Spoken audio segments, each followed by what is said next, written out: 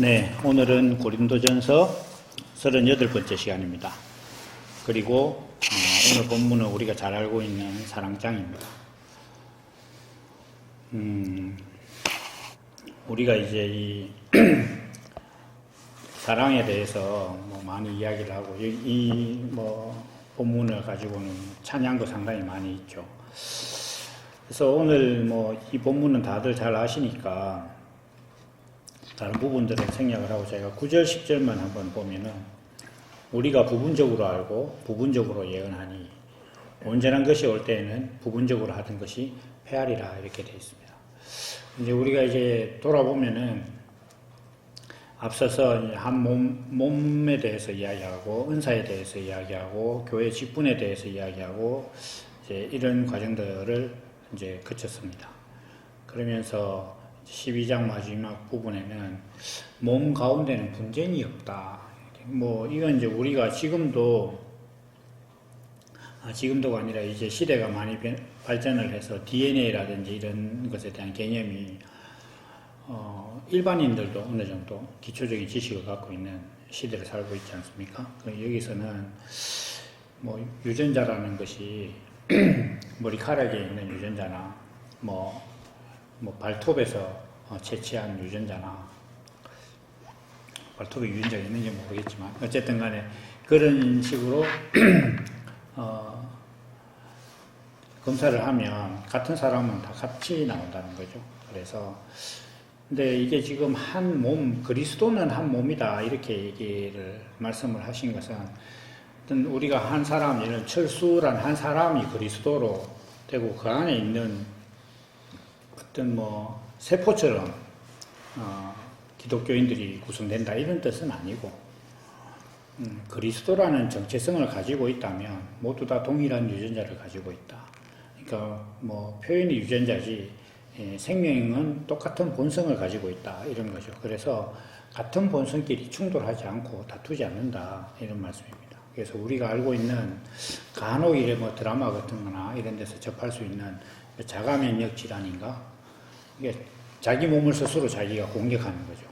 백혈구라든지 이런 그런 세포들에 대한 얘기인 것 같은데 자기 몸의 정상적인 세포를 병균이나 이런 걸로 오인해서 자기가 자기 몸을 공격하면 이제 굉장히 좀 위중한 병으로 알고 있거든요.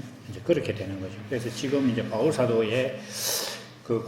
사도가 고린도 교회를 책망하는 내용을 보면은 굳이 의학적인 병명으로 좀 본다면은 자가 면역 질환이나 이런 거겠죠. 스스로 자기들이 다투고 이렇게 하는데 이제 바울 사도는 그렇지 않다 그렇게 얘기를 하고 있습니다. 그래서 그러면서 이제 또 한편으로는 뭐냐면 우리가 그리스도의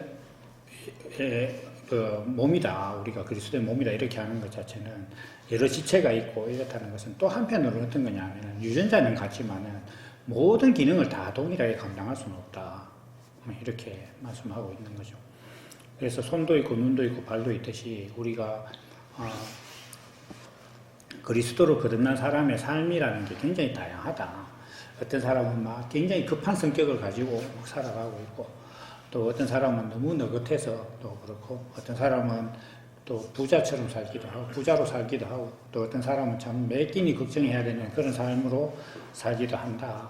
이렇게 다양하다. 그게 이제 그리스도의 몸을 구성하는 지체들 여러 지체가 있는 것처럼 그리스도로 거듭난 사람들의 삶이란 그런 것이다. 그래서 이러한 다양성을 인정하지 않고 너는 왜 가난하냐라든지 너는 왜 부자냐든지 이런 우리나라가 겪고 있는 어떤 그런 계층 갈등처럼 이런 식으로 신앙을 보면 안 된다. 이런 얘기를 하고 있는 겁니다. 실제로 성경에 보면 이제 바울 사도와 관련된 주변 인물들을 보면 이런 빌레몬이나 루디아처럼 아주 잘 사는 사람들도 있었어요. 그리고 또 오네시모 같은 그런 종도 있었고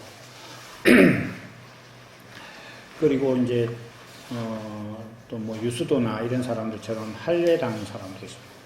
또 디도에게는 할례를 받지 마라 이렇게 했고 디모데에게는 너 할례를 받아라 이렇게 얘기해요.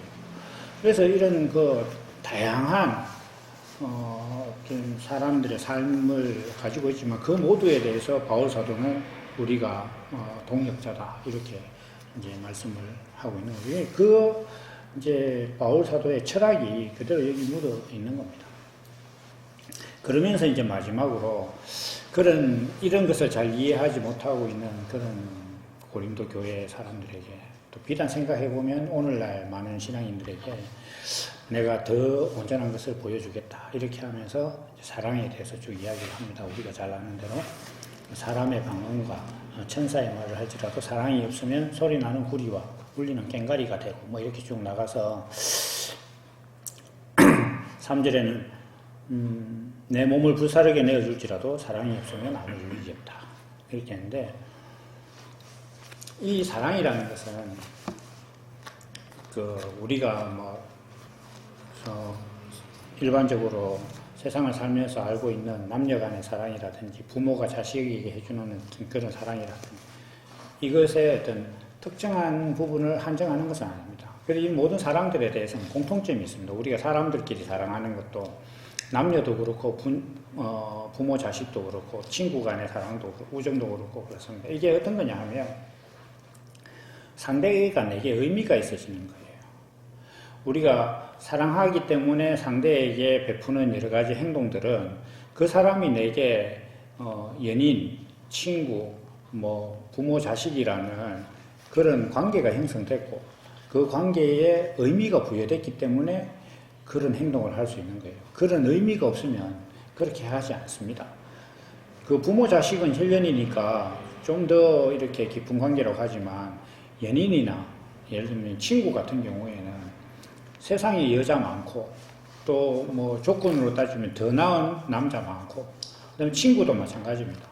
여러 가지 우리가 저희 세대만 해도 중학교, 고등학교 때 한 반에 70명씩 있었는데 그렇게 6년을 보냈잖아요. 그럼 400명 넘는 친구를 공통 부모를 좀 빼더라도 그진 한 400명 되는 사람을 알았단 말이에요. 근데 그 중에서 그 사람들이 동창회를 적게 해서 많은 사람들을 아는 사람도 있겠지만 그렇다고 해도 자기한테 정말 가까운 사람은 몇몇이란 말이에요. 그 사람과 나만의 어떤 의미가 있는 거예요. 그래서 지금 바울 사도가 사랑을 이야기하는 것은 앞서서 이제 다툼에 대해서 세상 지혜를 가지고 신앙을 조명하는 고린도 교인들을 향한 말씀이라는 입장에서 보면은 그리스도로 거듭난 사람들끼리 너도 그리스도 나도 그리스도라는 동일한 의미가 서로에게 부여된다면 그렇게 다투지 않을 것이다. 분당하지 않는다. 이제 이런 측면이 있을 겁니다.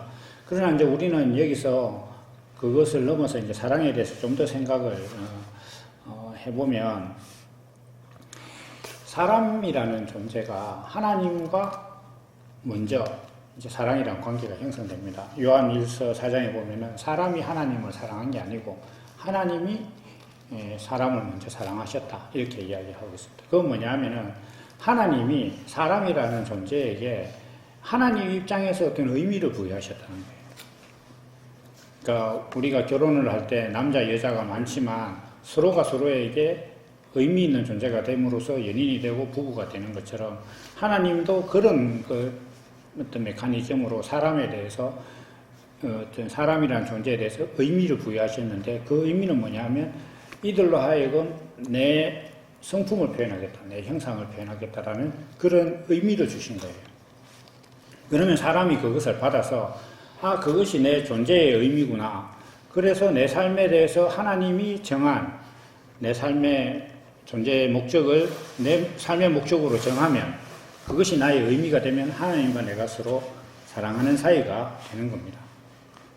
이제 어떤 남자가 여자에게 마음을 표현했을 때 여자 입장에서는 저 사람이 나를 의미 있는 존재로 보는구나 라고 느끼고 그럼 나도 저 사람이 내게 의미가 있다 이렇게 됐을 때 이제 어떤 연인이 되는 것처럼 하나님께서 먼저 우리에게 사람이라는 존재에게 의미를 부여하시고 우리는 그것에 대해서 순종하고 내 삶으로 인정할 때 어떤 서로 사랑하는 그런 관계가 되는 것이죠.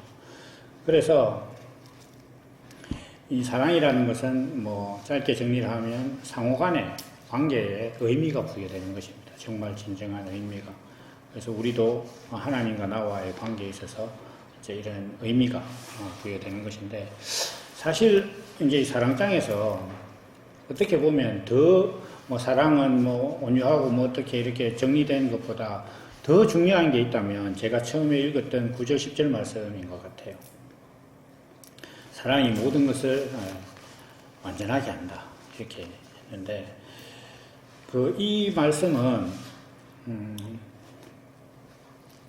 사도 요한도 실제로 이 말씀을 이렇게 하셨어요. 그래서 상호 어떻게 보면 똑같은 말씀을 했는데,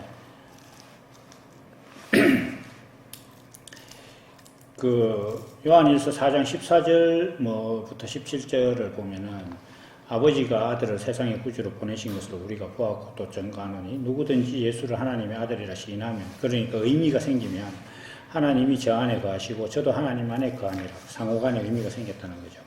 그래서 하나님이 우리를 사랑하시는 사랑을 우리가 알고 믿었노니, 하나님은 사랑이시라, 사랑 안에 거하는 자는 하나님 안에 거하고 하나님도 그 안에 거하느니라, 이렇게 하고, 여기서 17절에서 이로써 사랑이 우리에게 온전히 이룬 것을 우리로 심판날에 담대함을 가지게 하려면 주의 어떠하신것 같이 우리도 세상에서 그러하니라. 온전함을 이룬다, 이렇게 얘기를 하고, 뒤에 이제 18절에 가면은 온전한 사랑은 두려움을 내쫓는다, 이렇게 이제 말씀을 해요. 이제 바울 사도도 지금 아까 이 고린도전서에서 사랑이 모든 것을 온전히 한다, 이제 이렇게 말씀을 하는 것이죠. 그러면 우리가 가지고 있었던 가장 불완전한 것은 뭐냐? 사람이 가지고 있는 가장 불완전한 건 뭐냐면 자기 존재의 목적에 대해서 잘 모르는 거예요. 그래서 저는 이제 가끔씩 창조론이나 이런 것들을 생각을 해봅니다. 요즘 이제 TV 하고 있는 알쓸 인잡인가 그 프로그램을 제가 좀 보는 편인데, 거기 보면 사람들이 참 다양한 생각을 하고, 지식인들이 어떤 사람의 존재라든지 사람의 의미에 대해서 다양한 시각으로 보고 있다는 것에 대해서 좀 놀라기도 해요. 그러면서도 제가 이제 보면은 과학이라는 것이 놀라울 정도로 우연에 의지하고 있다. 그러니까 빅뱅이라는 것도 어떤 물질이 폭발을 했다, 이런 식으로. 그리고 진화론도 어떤 이유로 인해서 그렇게 됐다, 이렇게 하는, 어떤이라는 뭔가 특정되지 않은 그런 우연. 심지어는 그 대화 중에 누가 그러더라고요.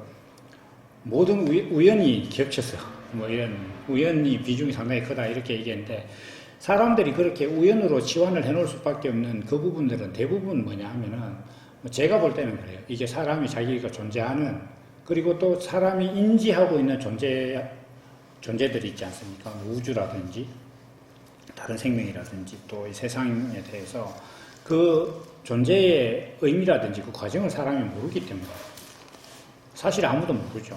그러니까 진화론이 맞느냐 이런 식으로 계속 연구를 하고 있는 그런 입장인데, 이게 사실 알기가, 저는 생각할 때 알 수 없다고 봐요, 사람이. 왜냐하면 그걸 알 수 있으려면 자기가 사람이 태어날 때 자기가 선택적으로 태어난 존재 정도는 돼야 그걸 알 수가 있어요. 내가 내 삶에 대해서 선택도 없이 그냥 태어나서 그냥 있는 것을 인지하는 존재가 그 있는 것의 의미를 안다는 건 좀 어렵지 않을까, 그렇게 보는데, 어쨌든 간에 이 사랑은 사람이 가지고 있는 가장 불완전한, 그리고 사람이 가지고 있는 가장 마지막 퍼즐은 뭐냐면 내가 왜 사느냐예요. 내가 왜 살고 인생이 무엇이고 내 삶의 의미가 무엇이냐, 이 부분이란 말이에요. 그러니까 철학적인 쪽으로 갔을 때.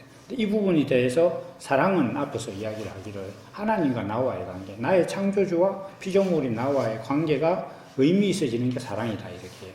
그러면 사랑이 있으면 모든 것이 온전해진다, 이렇게 지금 말씀하고 있는 게 이게 논리적으로도 딱 맞아요. 물론 여기 논리에 접근하려면 하나님이 창조주라는 믿음이 있어야 됩니다. 그렇지만 그렇긴 하지만 이러한 어떤 그 관점에서 바울 사도가 사랑에 대해서 말씀을 하고 있는 것입니다.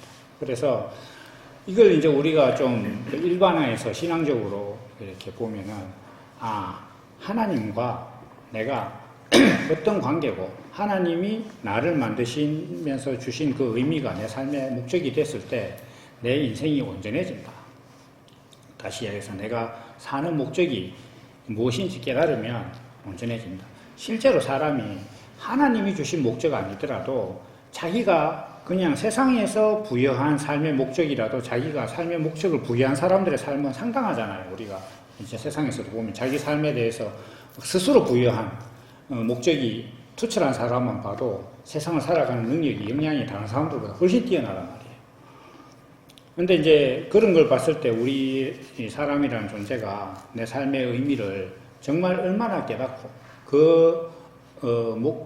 삶의 목적에 대해서 내가 얼마나 동의하고 이것에 대해서 얼마나 큰 믿음을 갖고 그것이 참 온전한 것으로 여기느냐에 따라서 내 삶의 역량이라는 것이 완전히 달라진다.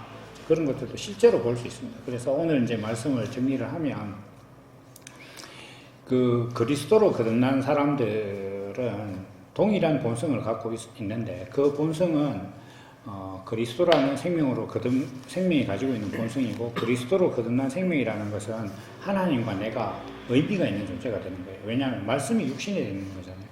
하나님의 말씀이 내 삶이 되는 그런 의미로서 하나님과 나와의 관계가 형성될 때 하나님이 내게 사랑이 되고 하나님이 나를 사랑하시는 존재가 되는 이런 관계가 되고 이것은 곧 내 삶의 의미와 목적을 깨닫는 것이기 때문에 우리의 삶을 온전케 하신다. 그 말씀을 하고 계시는 겁니다. 그래서 이 말씀 이렇게 온전한 사람들은 다른 사람의 그 어떠함을 가지고 좀 다투지 않는다. 뭐 이렇게 지금 바울사도는 권면하고 있는데 사실 더 깊은 바울사도의 복음적 철학이 이제 제시된 것이다. 이렇게 보겠습니다. 그래서 오늘 말씀은 여기까지 하고 또 다음 시간에 또 더 이어가도록 하겠습니다. 감사합니다.